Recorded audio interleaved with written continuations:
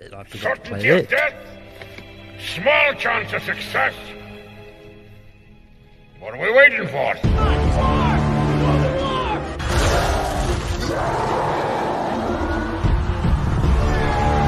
Fellas, I feel this is my lucky day.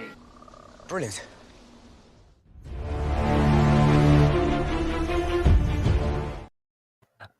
Hey, and welcome to another episode of Rankum. We're going to be talking about the top 13 Kevin Smith directed movies. I had to make that joke. Everyone's going to grade at me for making it, but God.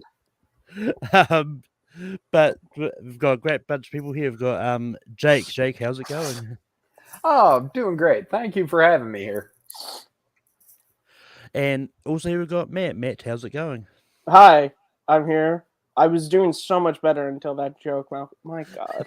Every time, first it was on late night, you started doing those clips, and now with the puns, oh God, man. What are you doing? This is why we never won a Schmodown Award, Malcolm. Because we pull stuff like this, because I make those terrible puns too. You're supposed to be better than me. Also, I had that joke. Thanks for stealing it. But with that being said, we're going to be doing about top 13. Now, I know a lot of people wondering, like, normally you do top 12, but the only reason we're doing top 13 is we talk strictly as directed movies, and he has only directed 13 movies, 14 with the release of Clerks 3, but we're not including that just because it's just come out and it's probably not coming out anywhere near me anytime soon, and I don't know if the other two have seen it. Malcolm's taking a stance against Kevin Smith, is what he's trying to say, because Kevin Smith won't tour in New Zealand.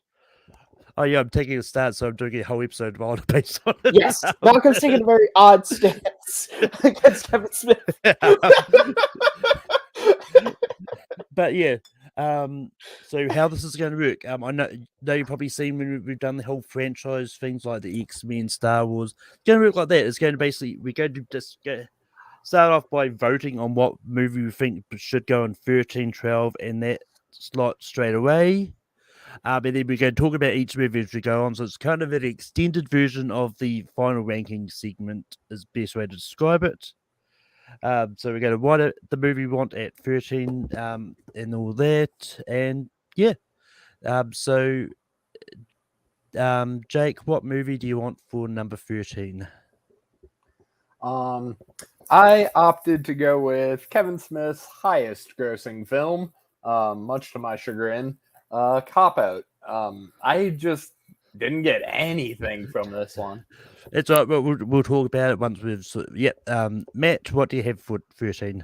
I got Yoga Hosers. Also, is it really his highest grossing movie? I also put Cop Out. Okay. But that was my next one. That's what I had at 12. I got a list on my phone going. I can do some whiteboarding. Fortunately, I always have one on me. Haha. But with that, number 13 is Cop Out. So, Jake, what are your feelings about Cop Out? Oh, sorry. Fumbling my marker over here. Yep. Okay, so as I said, did not get, like, really any enjoyment from this. Like, I literally did not laugh once. Like, there was no audible things coming from my mouth other than the occasional, okay. I found, Tracy Morgan's, like, annoying Bruce Willis, like, which is supposed to be funny. I just found it actually annoying. Like, I was just like, stop with your whining, please, please, please, Paul. So Sean William Scott was pretty funny. One thing I will say to the positive of this film is that it had a pretty solid soundtrack, if I recall. But yeah, just nothing for me on this one. Not looking forward to seeing it again. Definitely not gonna like seek out watching it again. And that's what I have to say about that. Yeah, Matt, what are your feelings about Cop Out? Yeah, so all my bottom three are all one-time watches for me. And Cop Out is one of them. It's okay. like I've seen worse action movies. It's trying to do the Lethal Weapon. Let's take two people and shove them together, but it's more a comedy. It's fine. Bruce Willis, Tracy Morgan, they're fine. Honestly, I gave it one up on Yoga Hosers for reasons that we'll get to whenever we talk about that. But at the very least, it gave us a great chapter in one of my favorite books, Tough Shit by Kevin Smith. So, gotta give it credit for that. Also, the great story about how Kevin Smith thought Bruce Willis was gonna punch him for bringing up moonlighting. And for me, I just still cop out for the first time this year, because when I was writing the Kevin Smith random match, it's like, this just dropped on Netflix. I'm going to watch it. Look, I gave it 1.5 stars just purely because I did laugh at a couple of moments, especially when they're interrogating Sean William Scott's character and Tracy Morgan's just spouting all the references, and Bruce was like, when they referenced diets, Bruce was like, I have no idea what the hell that is. I just thought that bit was entertaining, and then the bit where they're dragging Sean Scott off the car near the end, there's there does have some funny moments, but overall it just really didn't work for me. But yeah, Matt, what do you have for number 12? I got Yoga Hosers. I have got Tusk. Jake, what do you have for 12? I also have Yoga Hosers. Yoga Hosers is going to be 12. Matt, you can go talk about Yoga Hosers first. Yeah. Look, I know, or at least I think I know what Kevin wanted to do with this was so what if we did Clerks? What if we spin off these two convenience store characters from Tusk, and let's do Clerks, but if it was batshit crazy? I give the man credit. He did it, but the leads are good. They're fine with everything. It's too weird for me, and I didn't really find it that funny. That's why I'm just with Cop Out, at least there were a couple moments that like Malcolm said, that I found to be funny, whereas with Yoga Hosers was I think I more laughed at the absurdity, which I'm sure is what Kevin was going for, but considering the fact that so many of his other comedies are funny just because of the dialogue of his situations, that it's just I don't know. I don't know what the hell this movie was. I know Kevin smokes, so I definitely don't have to say what was Kevin on, because he was definitely on something when he wrote and made this, but I'm just not a fan of this one at all. For me, I actually Yoga is a little bit higher. For me, I personally really enjoyed this. I thought it was fun for the same reasons that Matt didn't like it. Ironically, I really enjoyed the absurdity of it. When we get to it, I saw the bulk of his earlier View Askew stuff for the first time this week, which may come as a surprise to most people. Somehow I really didn't get to a lot of them. Malcolm, you not seeing popular movies does not surprise me in the slightest ever. But yeah, I thought it was a lot of fun.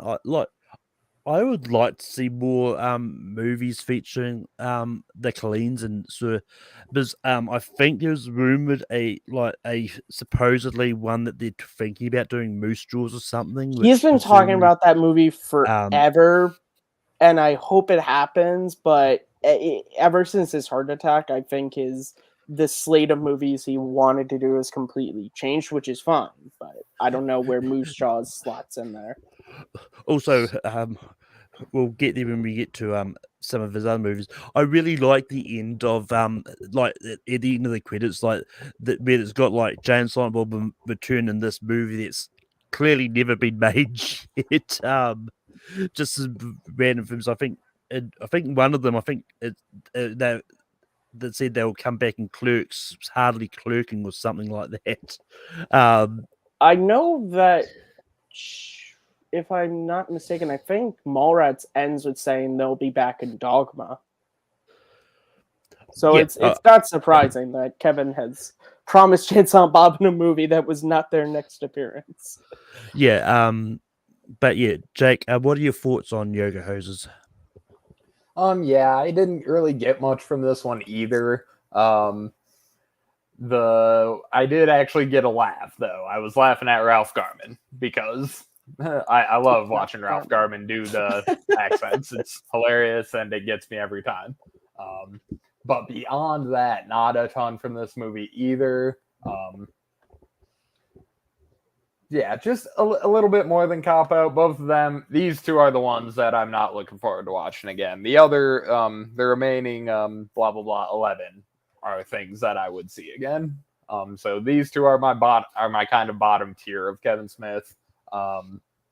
And I also will throw out that I have the reverse of you. I hadn't seen almost any of the non-View Askew before you invited me here. So I watched most of those over the past week. Also, I do love Kevin Conroy's cameo in this as Canadian Batman. Oh yeah. Hilarious.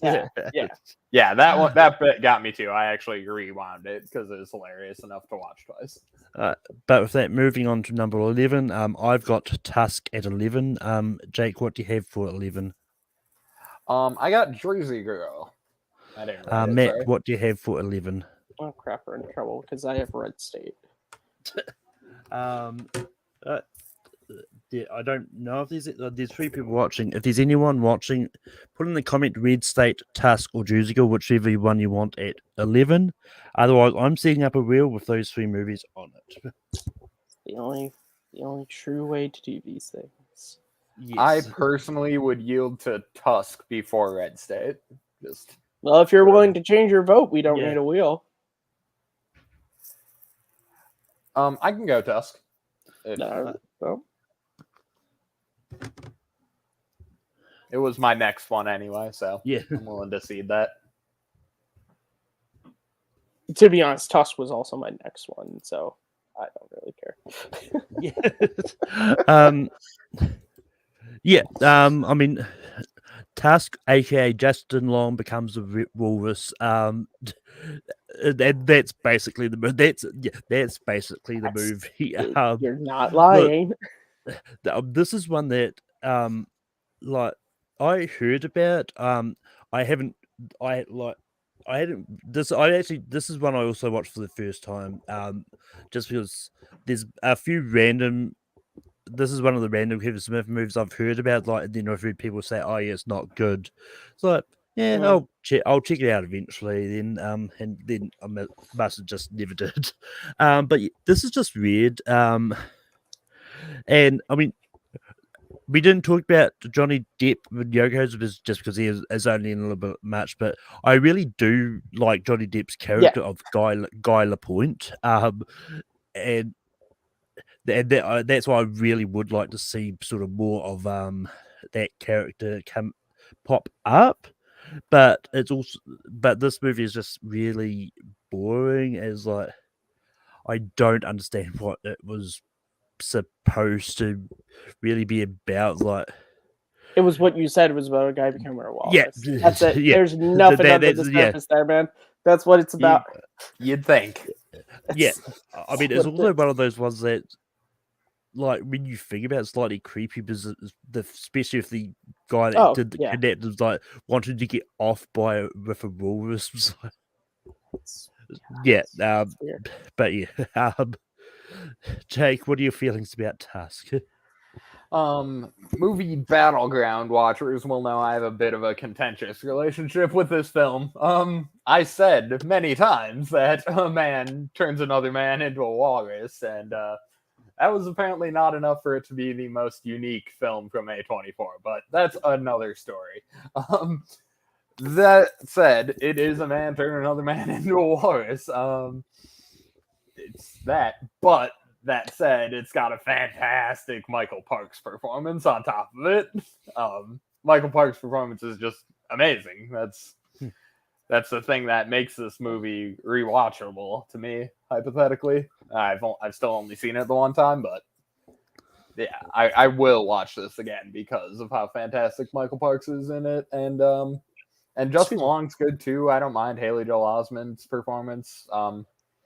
Overall, I would give this a favorable review, even though it's rude. Yeah. Matt, what are your feelings about Tusk? Yeah, this is one of those interesting ones to where I feel like now the further removed we are, a lot of people don't know it. Like the idea for this movie came about from Smodcast.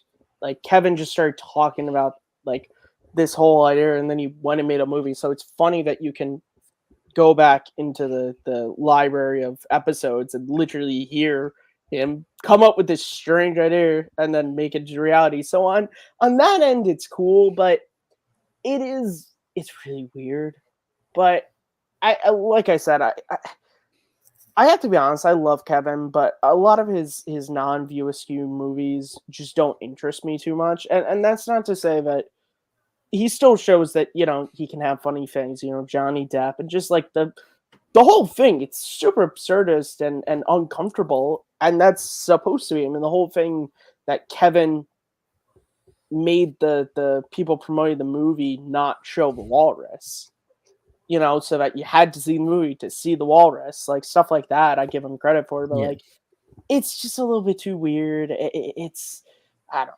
It's I like the ideas in it, like the whole thing with Justin Long and his girlfriend, and you know what separates us from the animals is crying, and then spoilers at the end when they go and they see him at the zoo, he cries. So it's like, oh, you know. But hey, yeah, it was cool to see that Haley Joel Osment was still a thing after AI. That was nice, I guess. Yeah. Dude's an Academy Award nominated actor, so you know. Yeah, I think Haley Joel was recently in the recent season of What We Do in the Shadows. Oh, really? I don't watch that show, so. But that's cool. It's nice to see when child actors are still like acting. Like I always feel bad when people like, because let's be honest, Haley kind of peaked with Sixth Sense, and so I kind of I'm like, oh, it's nice to see that you still stuck with the craft. You weren't just like, fuck this, I'm out. Yeah, I mean, you either stick with the craft or you become like Charlie Bucket and become a veterinarian. Yeah, that's right. He was one and done with that. I need that again. He was like, what am I supposed to But with that, Jake, what do you have for 10? One last bit on Tusk. Looking forward to the sequel, Tusks with a $sign. Oh my god. When did you come up with that joke? No, Kevin said it. Did he? Kevin, he legit said it on Fat Man. See, Kevin says so many things on this is so many podcasts. I can't remember all. Yeah, this one was from Fat Man Beyond, like just a week before he left for the tour. Oh, okay. So I haven't like 3 weeks ago he said it or something. Okay, so I will again throw Jersey Girl. Matt, what do you have for 10? I got Red State. Yeah, I've also got Red State. But so Red State's going to be 10. Jake, what are your thoughts on Red State? Red State, I just watched today for the first time, and again, Michael Parks, what's to say? But it's elevated beyond Tusk, as far as the two horror movies go. It got me, like, holy this guy is terrifying, and like those things terrify me because those are the real evils of the world that exist. People are the monsters, like obviously Scooby-Doo, but for anything. So this one for me is the highest of the non-view askew. And it was tussling. It's tussling pretty tight with another one, but we'll get to that later. But yeah, overall, I really enjoyed Red State. Matt, what are your thoughts about Red State? I've seen it the one time, and I know what Kevin wanted to do. He wanted to make a really uncomfortable movie about real things that happen in our world and make it uncomfortable, and he did his job. But I don't really. It's just too uncomfortable for me. Like, and I know that's probably wrong of me to like. Yes, when it comes to his work, should this be a little bit higher? Maybe. But John Goodman, I want to shout out to John Goodman's great in the movie as well. When I think of Kevin Smith movies that I want to revisit, like Red State is like one of the furthest. It's not a horrible movie.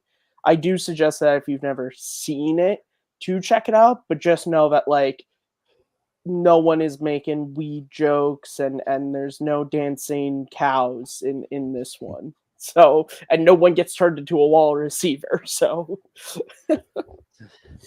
Um, yeah. Not that I'm an advocate for pirating movies. This one is really ridiculously hard to find on DVD. Yeah, it is, Any yeah. movie. So the only way you might be able to watch it is by finding an illegal download. Malcolm had to walk all the way into Mordor to get this movie. No, I actually I was lucky. I found it on a auction site to buy. I was like, I knew I had this on a poll coming up. It's like, I'm going to buy this because I've heard so much about it. Yeah. And this is probably the only chance I'm going to get to actually buy it. Mm-hmm. But yeah, look, ultimately, this has some really good performances. Like John Goodman's good in this, Michael Parks, and all that. But ultimately, it's largely forgettable as well. Just for the, I mean, and not that I'm saying forgettable is a bad thing. It's just that I've watched it the once this week. I've already forgotten what it really is about. Yeah, it's a well-directed movie, but if you're comparing to his other works that can stick with you for either a comedic or even a dramatic thing, yeah, I get what you're saying. Yeah, but with that, we move on to 9. Matt, what is your number 9? All right. This is where I have Jersey Girl. Yeah, I've also got Jersey Girl. Jake? Changed his board. Clerks 2. No. Yes, Jersey Girl. Most that. Oh, is it on my thoughts? So just time out the banner. Matt, what are your thoughts on Jersey Girl? All right, look.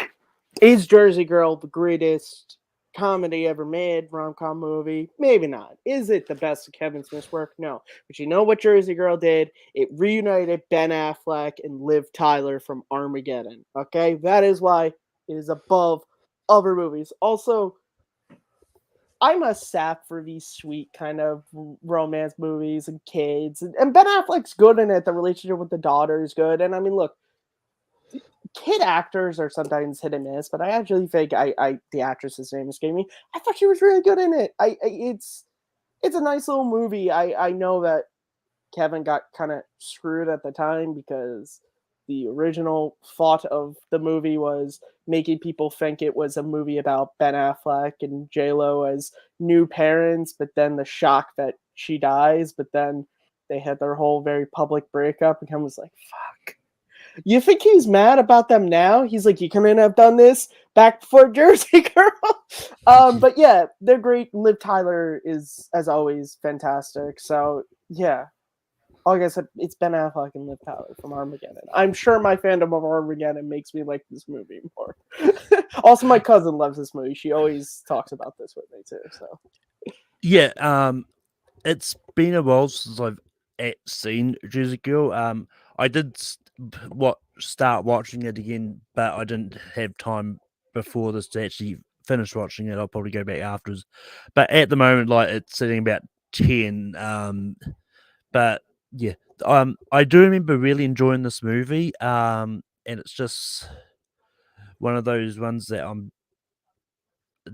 I don't know where it's going to go once I've finished it. See how I feel about it once I finish rewatching it again. But yeah, ultimately, I thought it was a lot of fun when I saw it, and I really do love Ben Affleck. But I mean, compared to Phantoms, Ben Affleck is the bomb in Phantoms. he is the bomb in Phantoms. But Jake, what are your thoughts on Jersey Girl?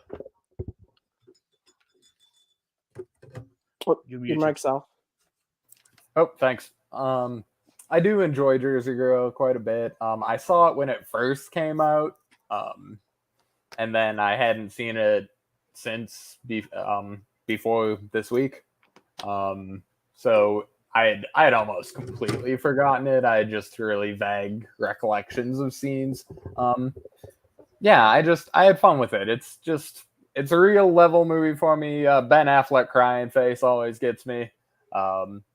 And yeah, like you said, Ben and Liv from Armageddon. I enjoy that one too. Raquel Castro, the young girl, it was really good. I agree with your sentiment on child actors not always the best, but I think she really nailed it. And Brian, the little boy, was also really funny in that scene too. Yeah. Like I got solid chuckles out of this one. And then like George Carlin. We didn't even discuss George Carlin at all. Yeah. What have we done?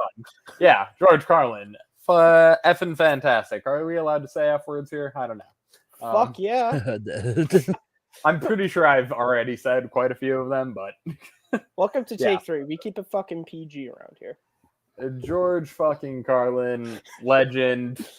Rest in peace, obviously. Was this his last collab with Kevin, I think, maybe? Yeah. Yeah. I mean, because he wasn't in Clerks 2 and he was gone after that. Yeah. Sadly. Yeah. Oh, what they that's Jersey Girl. Yeah, no, and apparently, Raquel Castro is actually still acting as well. Because like she was just in a movie in 2021 called "This Is the Night" with Frank Grillo. Right on. Oh, nice. You think she sits at home and she's like, "I'm gonna get the call from Kevin for one of these movies. He brings up. He brought Ben back. I'm just waiting by the phone to get the call back." I didn't think she was not doing anything. I just hadn't heard much from her since Jersey Girl. So I just looked up her like list, like she is actually still like consistently acting like all this time and just, but not. I think a lot of it is like really big name stuff. Honestly, I'm surprised Kevin Smith hasn't got her back. Biggie Big. I don't know why it's not that name. That's your rapper name, Biggie Big. But yeah, if that, moving on to number 8. This might be a little bit of a controversial opinion, but I've got Clerks. What? Jake, what do you have for number 8? Not Clerks. I have Zack and Miri, being that we have reached the conclusion of the non-VOSK universe. And Matt, what do you have for 8? I as well have Zack and Miri. But yeah, so Zack and Miri Make a Porno is going to be 8. But yeah, I actually really like this. Like, I watched it for the first time this week actually because that ironically Netflix like had timed it very perfectly and dropped Zack and Miri Make a Porno on Netflix this week. But like this is one I've heard so much about from other people's like and I really like Seth Rogen, and I've thing is Elizabeth Banks, I want to say. Yep. And yeah, this is just a lot of fun, and I thought it was just really great. This is actually really high. Like this is probably my number 3, like on my personal list. But Jake, what are your thoughts on Zack and Miri Make a Porno? I thoroughly enjoyed the crap out of this movie. It's this and Red State are both up there with like they could conceivably flip with some of the lower view askew, but with having only seen them recently and having all the love I do for view askew, I just decided that it would be best to separate them in this instance. But Zack and Miri is damn near a view askew film. You got Jay in it, effectively just being Jay as Lester.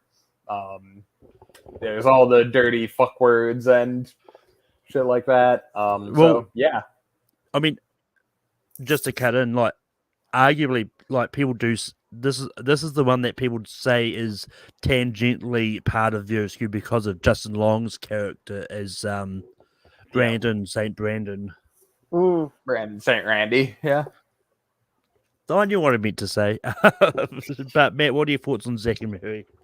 Yeah, I like Zack and Miri. I think it's funny. I think Seth Rogen and Elizabeth Banks are really good. I really like Brandon Routh in the movie. I think he's great. But I love Brandon Routh since oh look, I have it right here, since Superman Returns. So it's a good movie. I think what you'll come to find with me is I just love The View Askew so much that is this probably a better movie than what I have, because actually this is on my list. This is my actual number 8. Is it better than the movie on my number 7? Probably, but you can't fight what you love. But yeah, Jason Mewes is good in it. It is a funny movie, and I like it. Does, unfortunately, but I think it ends up becoming a rom-com, so of course it has that sort of, oh gosh, I wonder if these two best friends are gonna fall in love in the end. Spoilers, they do. But hey, you know what? Why would Kevin break a format that works? Yeah. But Jake, what do you have for number 7? Okay, entering into the View Askew universe, I got Dogma. Matt, what do you have for 7? I have Jay and Silent Bob Strike Back.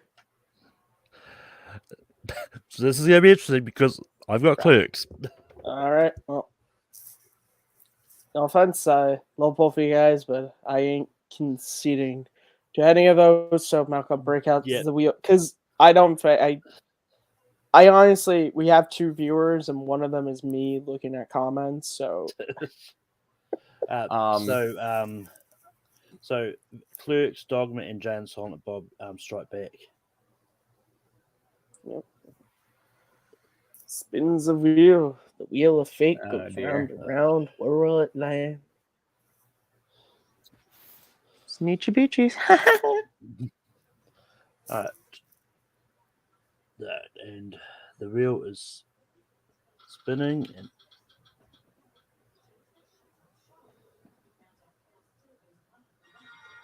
that is and it's going to be Clerks. I don't know, Malcolm. I don't know there. That seems like that worked too much in your favor. But all right, I'm gonna judge you for having it so low, but I'm not gonna judge the wheel. But yeah, but Jake, what are your thoughts about Clerks? There definitely needs to be an asterisk when you post the list next to Clerks at 7 for sure. And the asterisk just says this is Malcolm's fault.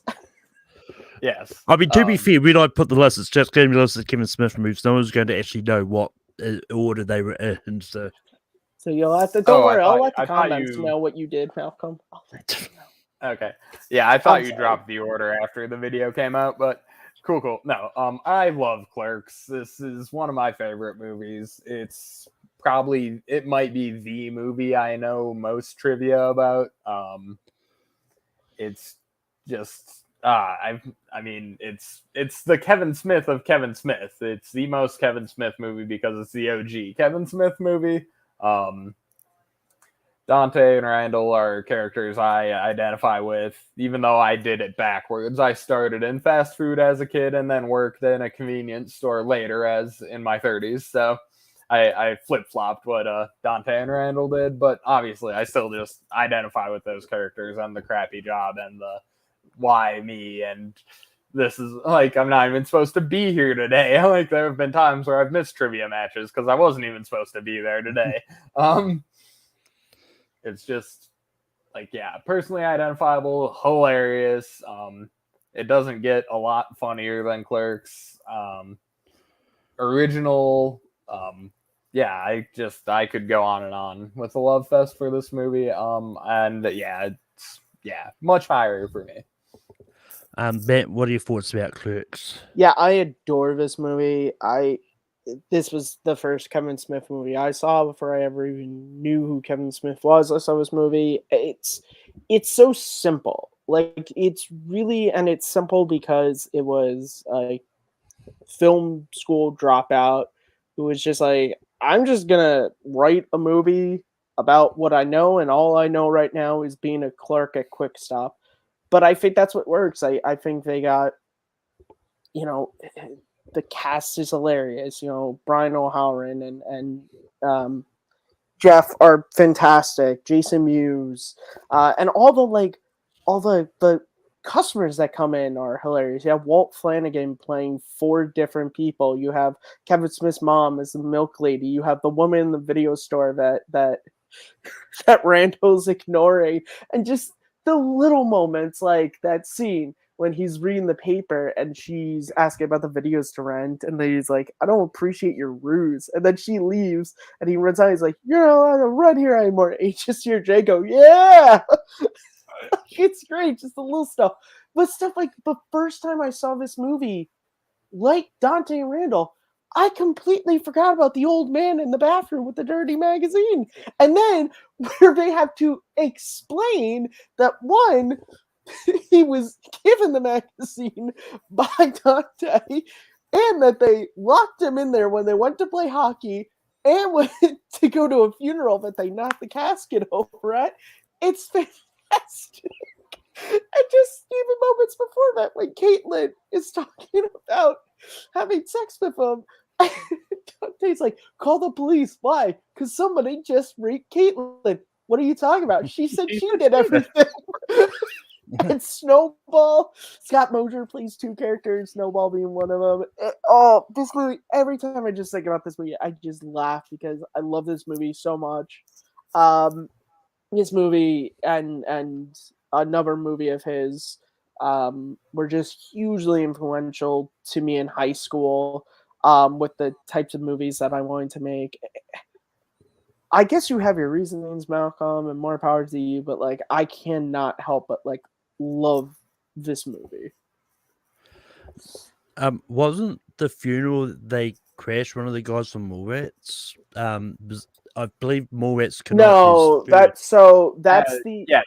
Yes, it is. Yeah, it's the girl who. It's Julie Dwyer. Mallrats takes place the day before Clerks. Yeah.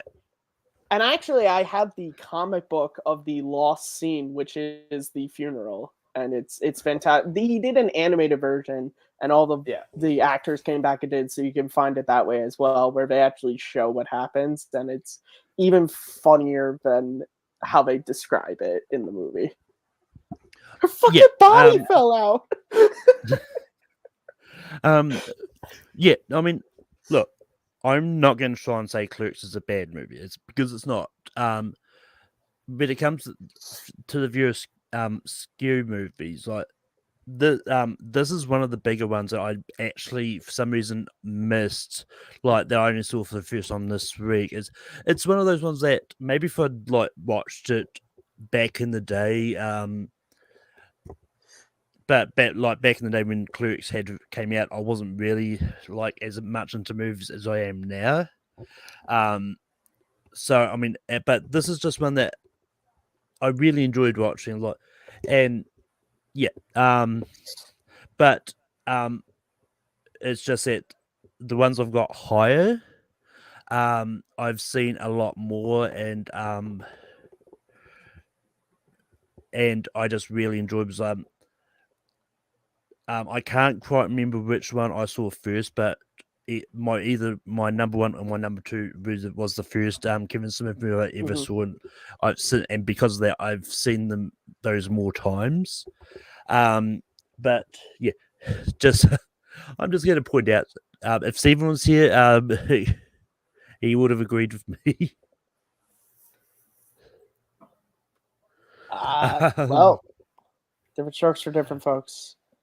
But Matt, what do you have for 6? At 6, I still got Jay and Silent Bob Strike Back. I actually haven't changed my thing, but Jake, you've still got Dogma. Yep. Because it seems like this might be the way this is going to go, because I've got Chasing Amy. You have No. You and me are gonna have words after the stream, Malcolm. Can we? You're gonna be in this? timeout. What You can stop it if you just Yes, I will Concede switch to my vote Chainsaw to Bob Strike Strike Back. Back so he can't use his wheel that may or Yeah, may get that. not be rigged. I'm not letting that do it to Jason Amy. It was bad enough that I let it do it to Clerks. So are you? Yes, It's it's fun to also do, a thing it's I can fun to see officially do. what would have happened, and this is what it would have been. Oh, good. It would have been Strikes Back anyway. Yes, Strikes Back was again my next one, and Okay. and Dogma are just flippy Mhm. floppy. So realistically, my bottom 4 view askew are all on 1 tier, and my top 3 view askew are on a tier just above it. So take what I say on these next ones with a grain of salt. But Matt, what are your thoughts about Giant Silent Bob Strike Back? Okay. So I know, and I talked about this in my review of Clerks 3. I know that this was originally supposed to be the final View Askew movie. And so the idea of it was take the 2 characters who've been secondary characters in all the other movies, give them a big road trip movie where we bring in a bunch of cameos from actors and characters from the past movies, and it's just a fun kind of celebration of, the View Askew. And it is that. The problem is the View Askew kept going.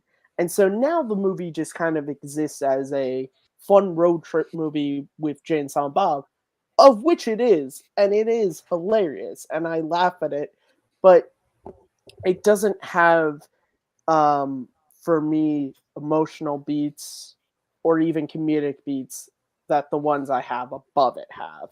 It's still a good movie. Obviously, it gave us great lines like Affleck was the bomb in Phantoms. You need to go and meet Holden McNeil and get your motherfucking movie check. Ba, ba, ba, ba, ba, ba. My favorite, of course, being Kevin Smith back in 2001 completely understood Twitter culture before Twitter existed. They have access to the internet and choose to use it to bitch about movies. Talk about fictional characters. Do you understand what I'm saying? Yeah, it's a lot of fun. There are funny moments. Like I love Joey Lauren Adams' cameo at the very end, to where she's walking with Trish and she's like, I don't know, I thought your story would have been good. What, Chasing Amy? No one ever make a movie about that. So yeah, it's a fun movie. It's funny. But it's just, I don't like it as much as the other ones. Yeah. So this is my number one. This is my personal number one. I loved Silent Bob Strike Back. Really surprised. but not because I'm just knowing you. I'm surprised. Like to me, this is a 5-star movie. And like this is definitely in my top 100 movies of all time. Look, as I said before, it's either this one or Dogma. It was one of the first ones I ever saw. And I just thought it was really good, and I'd watched it constantly since then. But yeah, I rewatched it this week and just had the same amount of joy for this. Like even I like. And and it's one of those ones I thought it was a lot funnier now that I've had seen like Clerks, Chasing Amy, Mallrats, and all that, because now I actually get the references that they had in all the cameos, and I just think it worked, and it was just a lot of fun. But yeah, Jake, what are your thoughts about Jay and Silent Bob Strike Back? Interestingly enough, I do have this low in spite of it being my introduction to View Askew and Kevin Smith in general. At the correct age to be introduced to Kevin Smith films, age 11 was when I first saw Jay and Silent Bob Strike Back. And yeah, I loved it, even though I didn't get any of the references at all. And a lot of the sex and weed jokes went above me. Not all of them, man. I was a pretty cool 11-year-old. But and then I would go on to see within the next couple years all of what was then Kevin Smith's whole filmography. So basically between 11 and 13 was me watching those first 5 flicks, and I love all of them. I've loved them all since I was a kid, even though they're whole lot I couldn't identify with or understand. I still loved that movie, and because the Scooby Doo part was funny, and the Bong Saber fight was, and Mark Hamill shows up. I'm like, hey, cool, man, that's Mark funny Hamill. to me. I think Yeah. George Lucas is gonna sue somebody. So Jay and Silent Bob Strike Back might be the most kid-friendly of the movies. But yeah, I don't know if a movie with "Hey baby, you ever have your dick by a motherfucker in an Asshole leg. overcoat" is kid friendly. You're right, asshole. I'm sorry. but yeah, I mean, but fun trivia thing: do either of you know who voiced Scooby Doo in that Scooby Doo scene in Jay and Silent Bob Strike Back? I actually don't have that. Hold on. I've definitely heard this book. I don't know offhand. I feel like I've heard it before. It was Mark Hamill himself. I was gonna take a shot, yeah, because obviously Mark Hamill was a voice actor. Yeah, I mean, I didn't realize that until like after rewatching it this week. I was going through there's saw Mark Hamill. There's so name, and many it had, funny voice moments that I really love this movie because there are so many, like just the Chris Rock and Jamie Kennedy stuff where like he puts on the coffee and slaps it out of his hand. Like, That's wait, always you funny spit to in me. this? Huh? You spit in this? Hey, boogers in there? No, sir. But yeah, This motherfucker ain't one of us. He said he fuck a sheep. But yeah, this is one that like I'm still kind of surprised that they didn't try and get Matthew Lillard into just be Shaggy in that Scooby Doo scene, but I think Scooby Doo movie came out after this. If I'm Yeah, sort of 2002. 01 was when versus the first 02. one came out. So yeah, yeah. Oh my lord, I really love this movie. I don't mean to crap on it. I was kidding, obviously, with Malcolm and being fair because it is funny, and also Will Ferrell. We haven't talked about Will Ferrell. Yeah, and he always keeps flashing.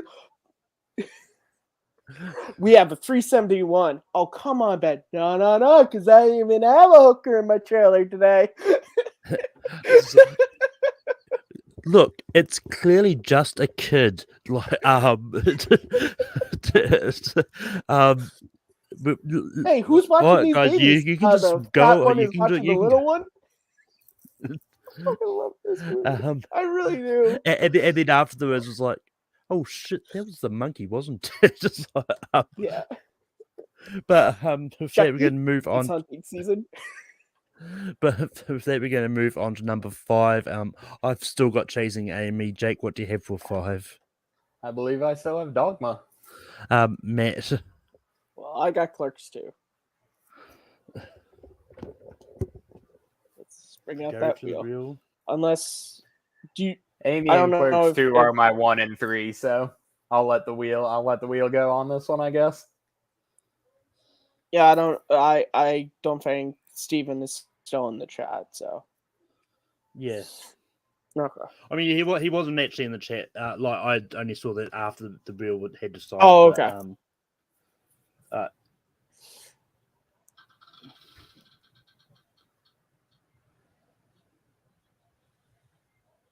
Clerks 2. Clerks 2.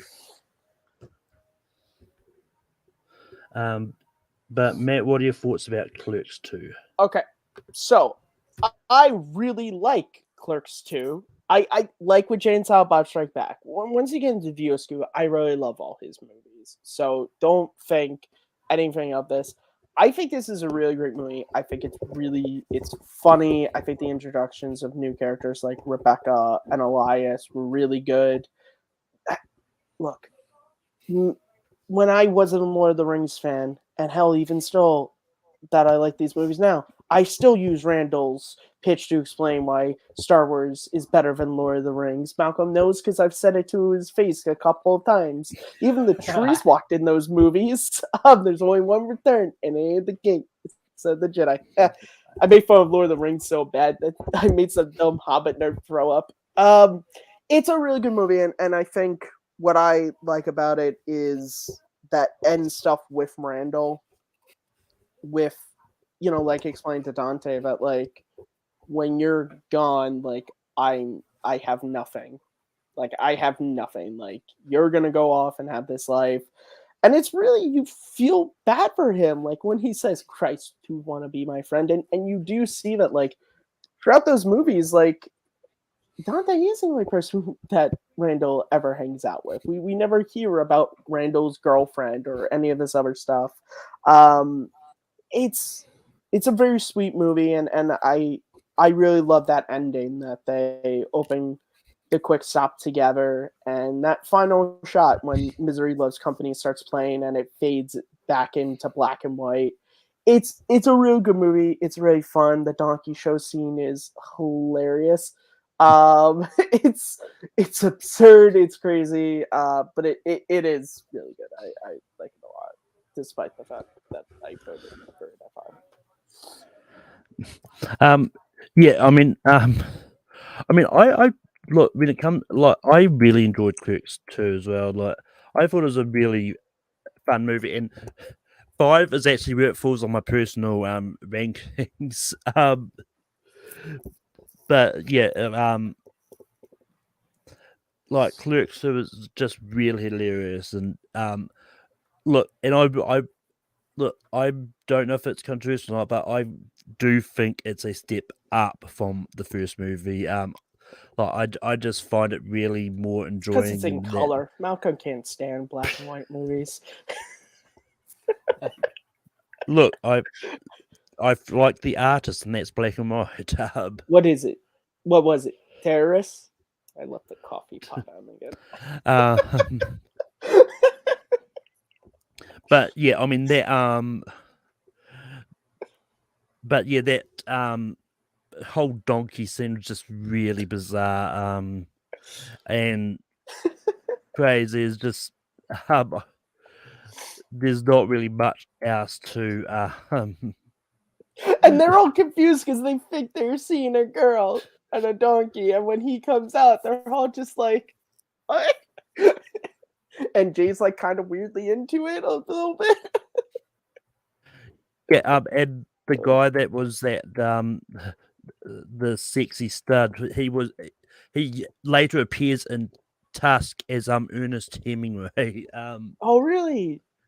That's the He same. said That's he the was exact same. that guy. I was listening to behind the scenes about Clerks too. He was so afraid about taking the role because he had a younger sister who was still in school, and he's like, I don't know if I could take this role, man, because she goes to school. People are gonna be like, your brother's a donkey fucker. Like he had an anecdote with Kevin about that. Yeah. And apparently he also was in an episode of Deep Space Nine and Freshman's a Bel Air. But yeah, yeah. I mean, it's one of those ones. I really hope to see. I really hope we see more of Becky in Clerks 3, because I think Rosario Dawson is great. And yeah, but Jake, what are your thoughts about Clerks 2? Yeah, it's my number 3. I can't be too upset that it's 2 off, I guess. But yeah, for me, Clerks 2, and another movie, Oink, are my clear top 3. And then, like I said, the other 4, mishmash. I'm gonna take a guess that you're a big Jersey trilogy fan, sir. Yeah, you got me. And then, so... Oops, sorry, I got lost. Yeah, Clerks 2, fantastic from front to end.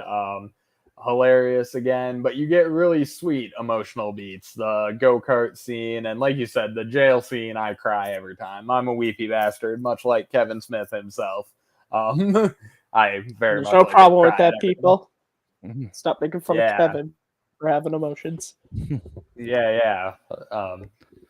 But yeah, so it's hilarious and it really hits the emotional beats, and that's where those movies go for me. So I love this movie. I love them all. Sorry, carry on. Why does it smell like nail polish in here?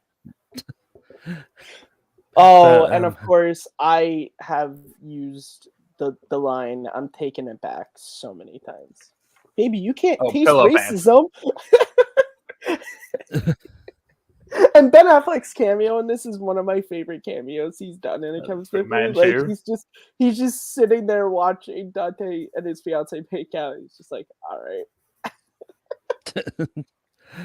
um, but yeah, with that, moving on to my number 4, I've still got Chasing Amy. Jake, what do you have for 4? Dogma. Matt. I have Jay and Silent Bob reboot. But I mean, I don't know. Dogma is on my list, my number 4, so it is my next one. I don't. Yeah, Amy's my 1, so Amy's my 1 as well. So you know what? Just to be safe, I'll concede the vote, just to make sure Chasing Amy does not wind up super low. But let's see what it would have been. Watch it be reboot, just for my luck. Oh, well, look at that. Either way, it would have been Dogma. All right. It was literally on the line of Dogma and reboot. Yeah. Even my real apparently really likes Chasing Amy. Mom's like keeping my wheels against me. go Wheel. I mean, it Clerks dirty, it's that's only enough. against me when it comes to Chasing Amy. When it comes to Clerks, it's like, oh, yeah, that's fine. Yeah, Clerks. It was like, yeah, fuck that one. But yeah, Dogma is actually my number 2. There's and I actually think this might have been the first one that I saw actually. And yeah, this is just a lot of fun. Like, well, yeah, it's a really good send off when it comes to religion and all that. But just from the opening, especially when it comes to sort of the Buddy Christ statue and all that. This is a lot of fun. Like, this is one of those ones that that when I was watching, I thought was really good. And it's just really entertaining. Like, Matt Damon and Ben Affleck are really good. Like, when they work together. I mean, it's one of those ones like it really bums me out that I made the decision when it comes to the Matt Damon and Ben Affleck tournament that I'm doing at the moment to leave off the movies they were in together. But that being said, like when it comes to from Alan Rickman as the voice of God, to Alanis Morissette playing God, which is a really ballsy move, taking a singer who's known for their voice and just putting them in as like not having them say a word is just yeah. It's what is the meaning of life? Boop. Did I tell you she was funny?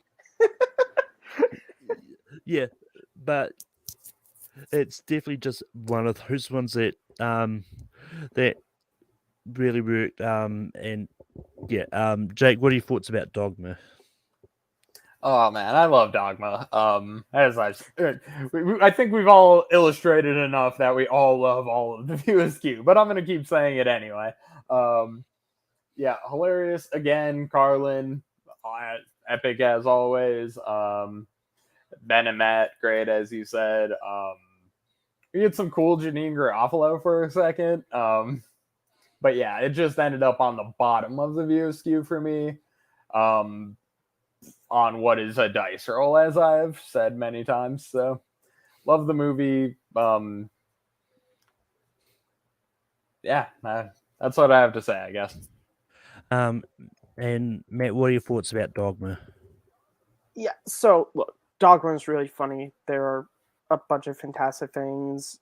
Jay and Silent Bob traveling to Illinois because they wanted to go to Sherman because they watched all the John Hughes movies, only to learn that Sherman is not a real place, is great. There's so many funny parts. Chris Rock as Rufus, the 13th Apostle, Selma Hayek as the Muse, Jason Lee as Azrael, and then Linda, I always get her last name, Fiorentino.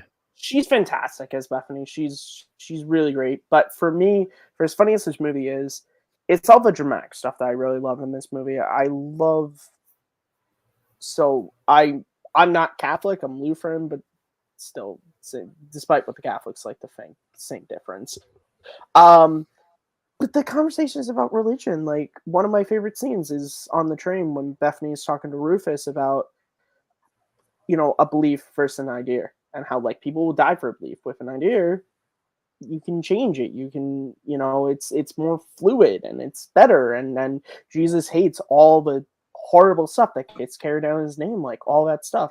My favorite scene in the movie is when the Metrodome comes to Bethany and is comforting her and is talking about how when he had to tell Jesus that he was a sacrificial lamb, and he's like, it's unfair to do that to a kid. It's unfair to do this to you now. Like, all that stuff. It's ever since I first saw this movie, I've just always loved that.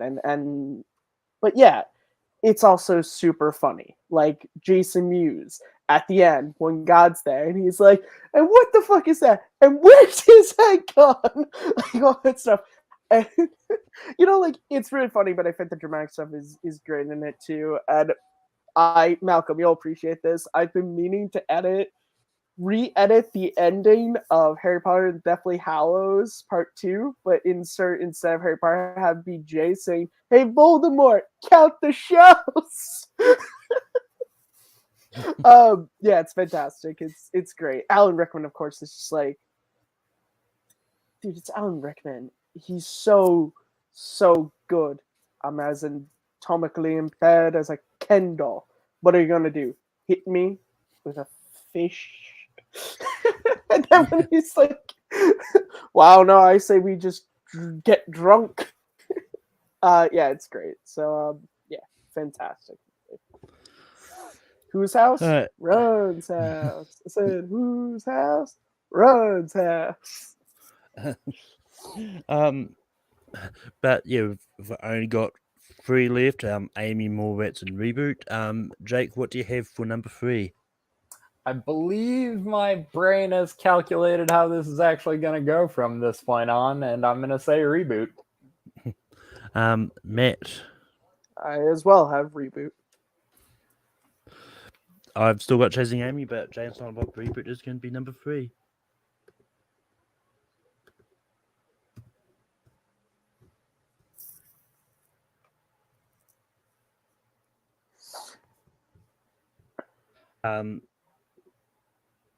Jake, what are your thoughts about James Silent Bob Reboot? When I was constructing this list, I tried to find pairs of movies to judge scales on. So, like, you can compare Tusk to Red State, because those are the 2 pure horror movies. So it's like, which of those do you like better? And then you can scale on that. And then you have the 2 Jay and Bob movies, which you can scale on those. Reboot ends up at the top of my S tier, as opposed to my S plus tier, as I'm calling it, because it just really does bring together everything, and like the references to me are hilarious. I get when people knock this movie because it is overly referential, but I love that. I love just hit me in the head with all the Kevin Smith movies. There's Kevin Smith in my mouth, as he likes to say sometimes. So just Iron Bob, funny to me, the whole journey. And okay, I gotta shout out Harley Quinn, solid acting in this one. Like, I think it's her best acting. Jay gives a hell of a fucking performance in this, surprisingly enough. Like, I really love their father-daughter shit. And I'm sure it's largely because Jay was there for her whole life. Albeit at the beginning of it, he was on drugs and shit. So yeah, I love Jay and Millie's relationship, the whole adventure. Yeah, it works for me. I love this movie. Yeah, because I think it was about Dogma where Harley Quinn was born, because I remember. She was born during the edit of Dogma. Yeah, no, where I was going with that was I'm pretty sure I remember seeing in the credits Kevin Smith had a thank you thing thanking Harley Quinn for being born, and that's why Kevin Smith got married at Skywalker Ranch, because that's where they were mixing the movie. But Matt, what are your thoughts about Jay and Silent Bob Reboot? I really love Jane Silent Bob reboot. I think it's Jason Mewes' best acting ever is in this movie. I think he's still hilarious. It's Jason Mewes, but that emotional stuff with Millennium Falcon is great, and Silent Bob, the Glenn Ross speech is fantastic. It's referential. I don't care. The Holden McNeil scene is one of my favorite scenes in a Kevin Smith movie. It's so good. Val Kilmer and Melissa Benoist showing up and Tommy Chong was awesome. Chris Hemsworth as the hologram. Please don't try to hump the hologram. You will burn yourself. That's awesome. It's a funny, sweet movie. I got to see it on the Reboot Roadshow, which was really awesome. I just really like this movie. I've been meaning to rewatch it. I just was really busy this week, or else I would have revisited it this week before this. Yeah, no, I actually did revisit this just before this. I really love Reboot. Like I remember when this first came out, and this was when he was only doing the road shows for. So I think Reboot and now Clerks 3 are the only ones he's done the road shows for. Yes, I believe you're right. Yeah. I think yeah. But yeah, so it was a while before I could see it because for whatever reason with these roadshows, like we don't get like Phantom screenings or special event screenings like that over here. So it was a while before I could see it. I saw everyone giving it 5 stars. Like I was thinking to myself, should I pirate this? Should I actually pirate it just so I can actually see what it's like, or should I just wait till it's somewhat available for me to stream or watch? I opted for the rating part, just because I didn't really want to take anything away from Kevin Smith. And yeah, I just thought it was a lot of fun. Like, well, yes, like people like knocking Star Wars for this and all that. Like, I'd heard the plot was pretty much the same as Strikes Back, but that's the joke. That therein is the joke. That is kind of the joke of the movie. It's a reboot. Yeah. But that being said, I still really enjoyed this as well, like just as much. Like, there's only 3 of the Kevin Smith movies that I consider like 5 stars, and it's Strike Back, Reboot, and Dogma are my 3 5-star movies. But that's just because of how much I've watched this and how much I really enjoyed them and all that. But yeah. Jake, what are your thoughts about Reboot? I figured you've already asked you that anyway. Yeah, but I will give extra love to that Ben to the Holden McNeil scene. Because literally I cannot, or I have yet to watch that scene without shedding tears. And especially when you know the true story about how an interviewer asked Ben Affleck about the movie, and he's like, "Oh, I haven't heard from Kevin." Like, this movie brought Kevin Smith and Ben Affleck back to being friends, which because they had, I don't think a real falling out, just kind of a separation over time, and now they're back to being friends, and that's fantastic. Because when you watch all the behind the scenes stuff, and you just hear stories like Kevin Smith and Ben Affleck were like inseparable friends. Like, he was sleeping on Kevin Smith's couch when they were shooting Chasing Amy, like stuff like that. And so just even from that, it's awesome to just have that like behind the scenes thing that it brought these 2 friends back. And it led to Ben Affleck giving this speech when at the Chinese theater, and someone screamed out, "You were the bomb," and Phantom. He goes, "I've had it with this Phantom shit." I mean, I really enjoyed that whole Holden McNeil scene for the how many references to other Ben Affleck movies they threw in there. Like, they're Gone Girls, like going to the town. It was just the Just Us League. So good. Go fuck yourself. But yeah, even Stanley getting his in memoriam. at the end of the Yeah. movie, and the Yeah. fact that he was going to be in the movie before he passed away too. I mean, honestly, like it's one of those ones. Like I kind of don't wonder where they would have put like his cameo. Like Well, it surely would have would have been at the convention, because if you Chronicon, listen yeah. to when he's talking to him, yeah. he gives them the, "Hey, do you know where the convention is?" Yeah. Or at But least yeah, maybe I that's mean, your idea. would've- Who knows if that would have been what they would have ended up using at the end. But yeah.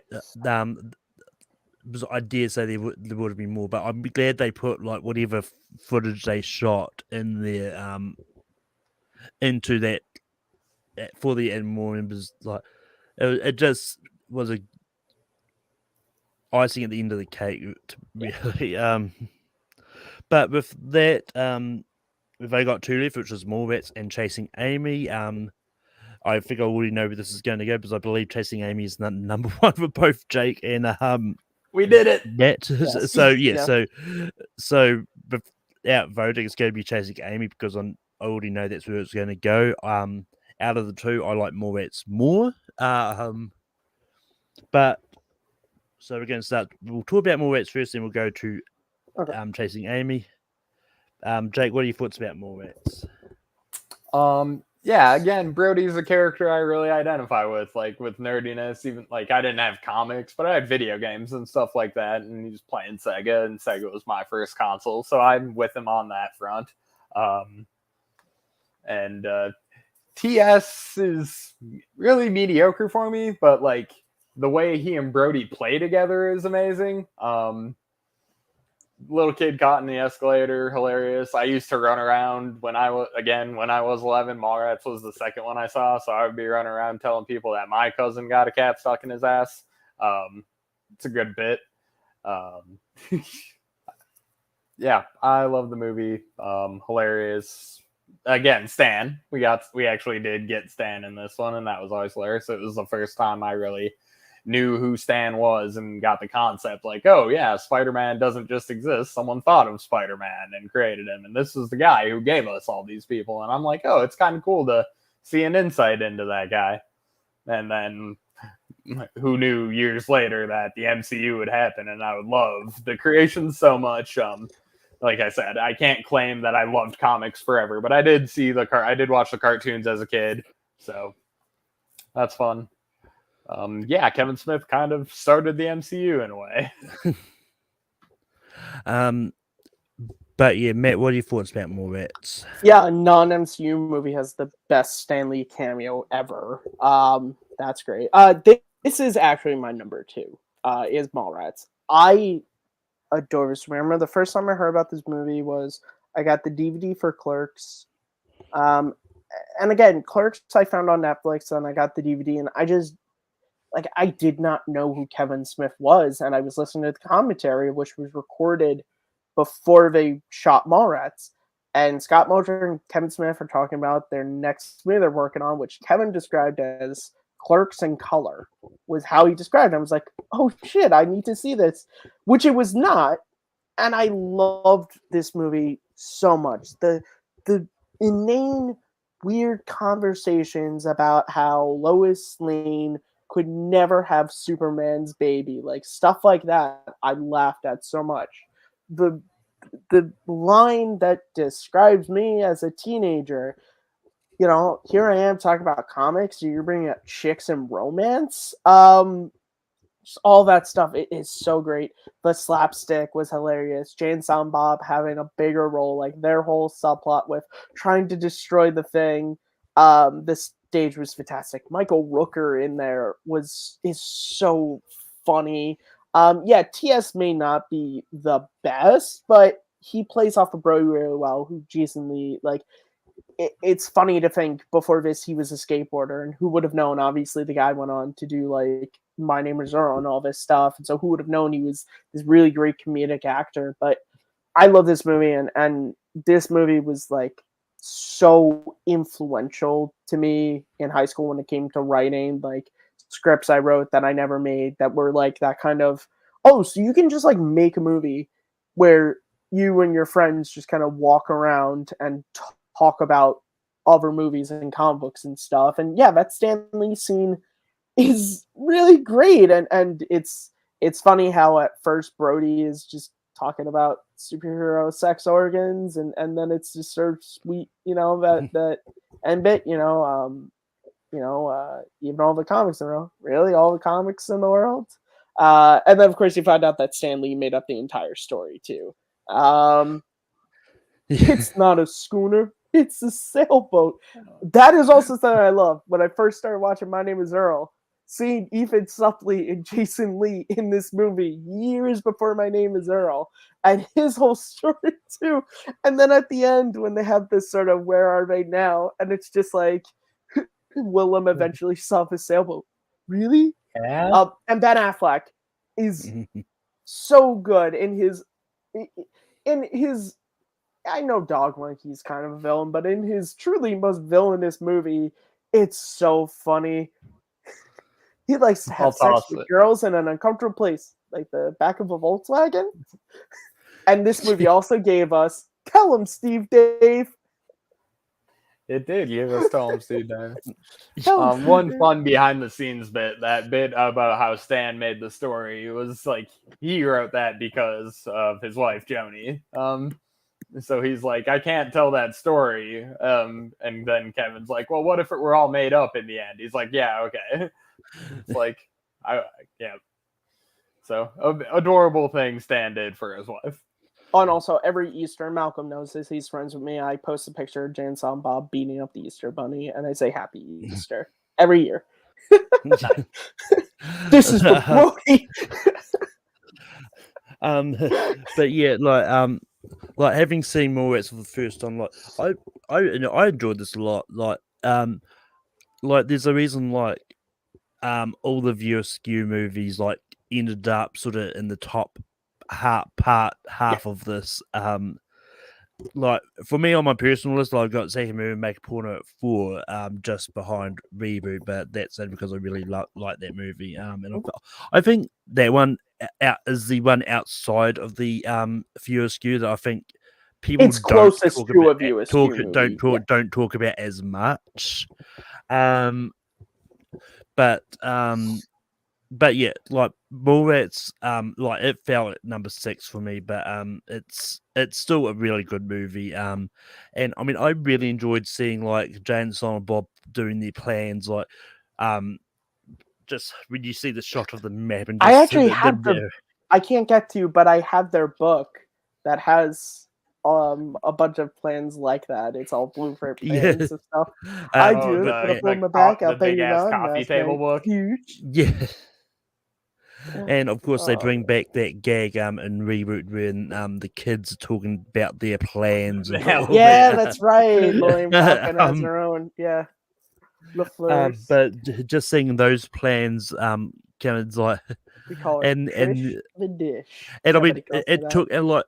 I'm not gonna lie, it took me ages to realize that that Brandy's father was Michael Brooker, even though I knew he was in the movie from the credits. It took me ages to realize that was who it was, because it looks nothing like because he wasn't blue. Well, I mean, like even just seeing him in that Source's got a really long hair. You guys are talking about you said this was I think this was one of the first movies he was bald in, because before this 2 years earlier he was in Cliffhanger, but he still has his long curly hair in that one. You guys were talking, and all I'm thinking of is just like other like just hilarious moments. Just when they play the video from Trish, and it's just, "Who's your favorite new kid? Call me Joey." I mean, my favorite bit was the whole like truthful date. Where it was just this one person who's actually one of the contestants trying to competing against. Gil Hicks. Gil, shut the fuck up. That is the most bullshit thing I've ever heard before.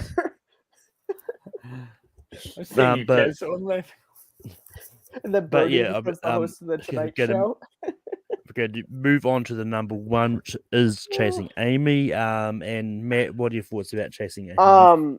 Yeah, I love this movie. This is my favorite Kevin Smith movie. This is my top 20 favorite films of all time. This movie is really funny, but it's all the dramatic stuff I like. I think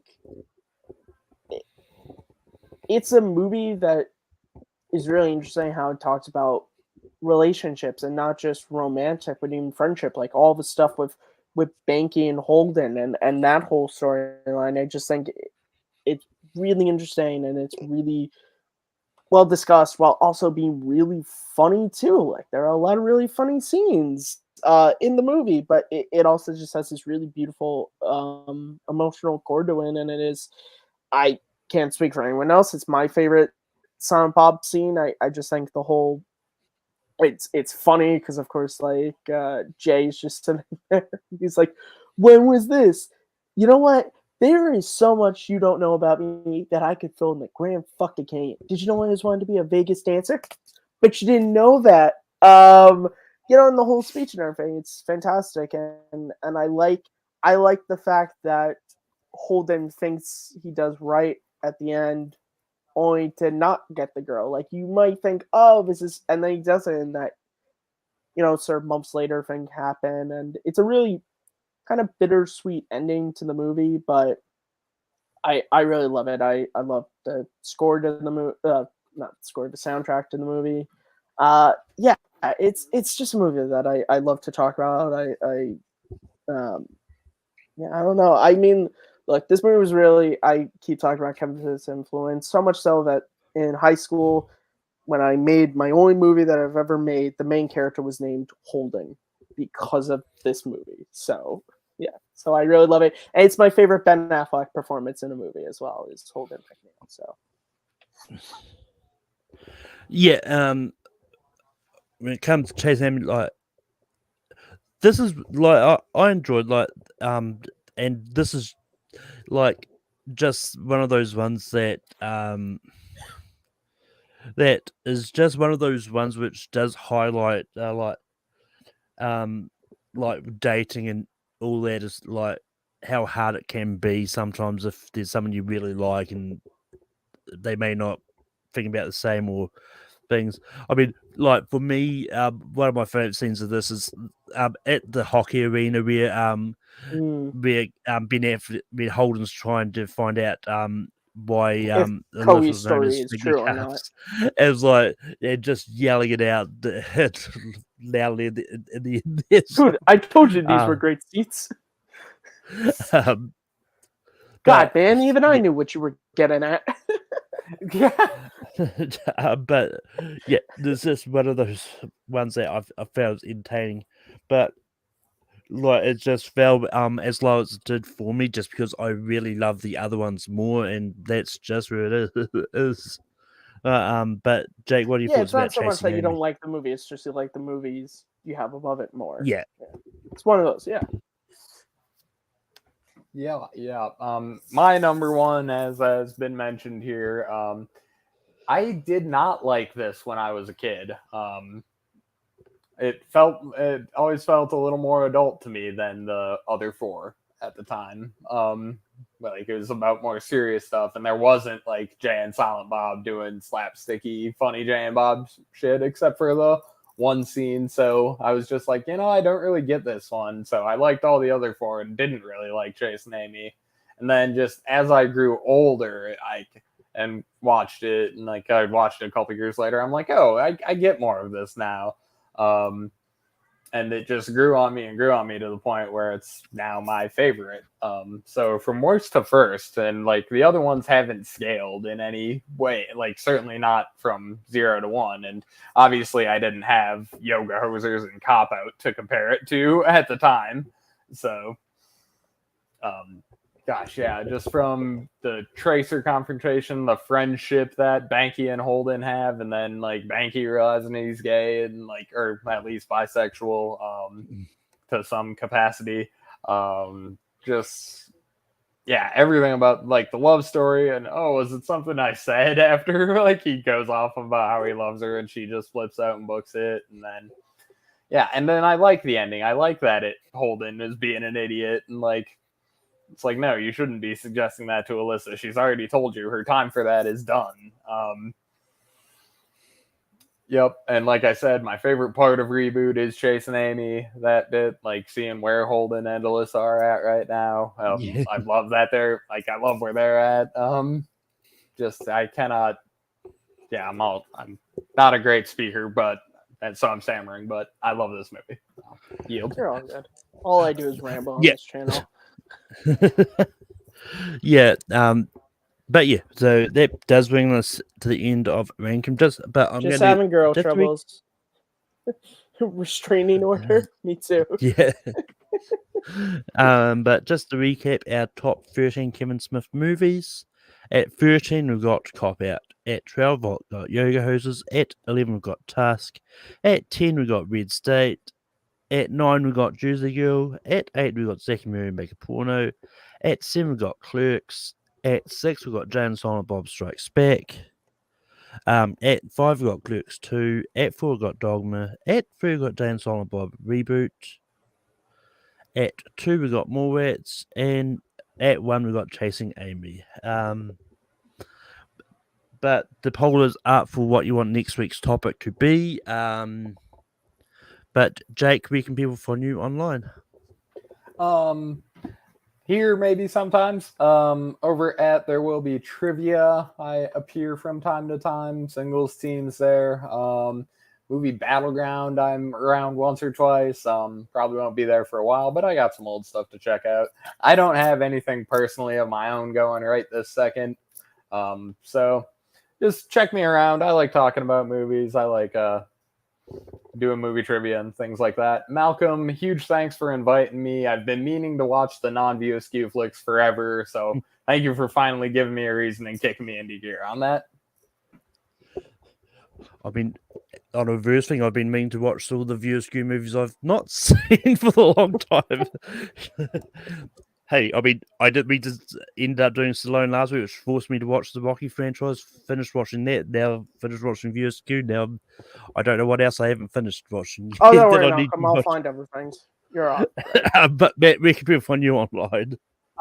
You guys, as always, can find me as being the only person who had seen all of Kevin Smith's filmography before this. You guys can always find me at Karen_Matthew on Twitter, Matt Movies 611 on YouTube, where you can check out. I have a review up for Clerks 3. I say slight spoilers because my original intention was to do full spoilers. Then I changed my mind halfway through. If you want to watch a 20-minute video where I kind of just ramble about Kevin Smith and the movie and why I love it so much, go check that out. Be great. But you can also find me here as host of Second Look. The next episode is going to be on Willow. I'm probably going to hold off on it. You'll probably see it in the beginning of November, since the Willow series is going to be dropping near the end of November. So I'm going to try to play the algorithm on my part there and see if it works out. And you can also find me as the host of Fandom Podcast, which probably is going to be on hiatus until the new year, as well as co-host of Simple Tricks and Nonsense, which is as well going to be on hiatus until the new year. Come January, February, hopefully they'll be back swinging. And pretty soon, this week or next week, you will see me and Manning Franks back with part 5 of our James Bond retrospective, where we will be going through the films of Pierce Brosnan. So that'll be a ton of fun. And we only got 2 more episodes left, because next month is the 60th anniversary of James Bond and our final episode. So please go check that out. Check out all our previous episodes. And you can also just find me here annoying Malcolm and forcing him to watch movie series that he probably should have watched at this point.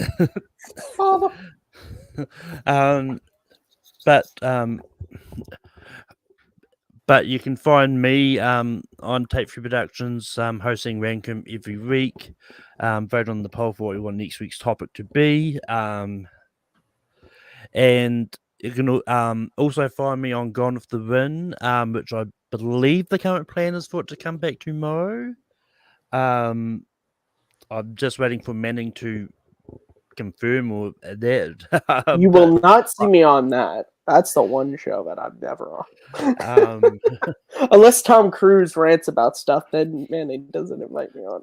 But regardless of if Gone with the Wind comes back tomorrow or not, later on, because I think Gone with the Wind's going to be at 4 later on tomorrow, will be Late Night Tape 3 is going to be back on, and we're going to be talking about everything that was announced with at D23. I don't know if the internet told me nothing was announced at D23. But I there's going to be some little bit extra things that drop during that week that I'm probably going to throw in there too. But the bulk of it is going to be talking about D23 because there's at least one trailer by a Senior Spielbergo, which we might be talking about as well. What a hack!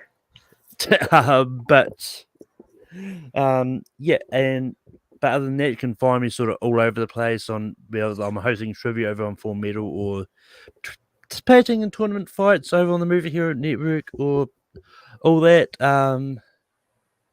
Yeah, I'm around. But with that, that is the end of ranking for this week, and I'm just going to go out on a random tip as always. It's Pikachu!